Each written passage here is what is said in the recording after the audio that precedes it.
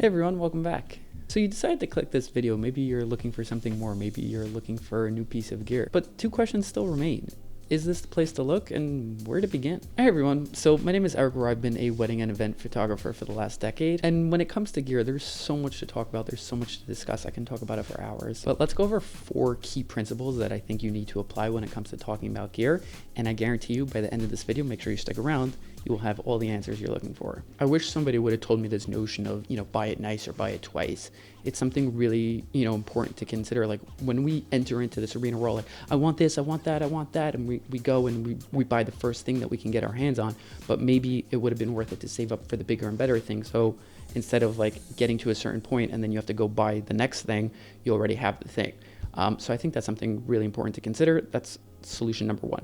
Okay, so moving on to number 2, guys. Now, obviously, knowing what you want to use your camera for is kind of like a no-brainer, but I want to ask you a different type of question. Now, I want you to consider this. Like, if you're watching this, you're obviously a beginner photographer, cinematographer, you're getting into audio editing, whatever it is. Now, to ask you guys to know what you want to do and know exactly what niche of photography you're going, what type of videos you want to record, what type of if you want to do vlogging, you want to do cinematic, short B-roll travel vlogs, whatever it is.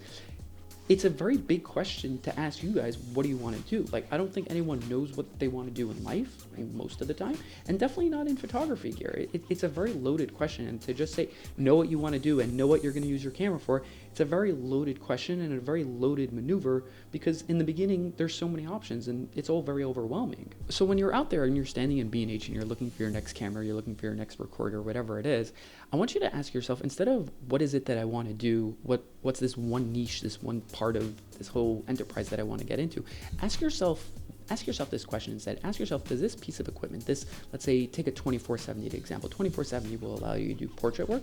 It'll allow you to, capture cinematic B-roll. So it can be used for 2 different things. So I want you to ask yourself, can this piece of equipment help me down the road for multiple different niches? Take something like a 16-35, for example. 16-35 can be used to record vlogs, but it can also be used to, take photos of beautiful landscapes. Does it work for vlogging? Does it work for landscapes? Hell yeah, it does. So my advice, and the question you should be asking yourself is, does it cover many bases? Does it cover many niches? Can I do different types of work with it? And then as I go on and as I progress, I can figure out like, hey, I like this specific niche, but I don't like that one, or I like that one, but not that one. Like, it allows you to cover more bases instead of just buying one specific lens or one specific camera to do one specific thing. Then yeah, of course you're gonna run into a problem. But if you have something that can cover many different niches, you're good to go. Okay, so number 2 is a bit of a long one. Let's jump along to number 3.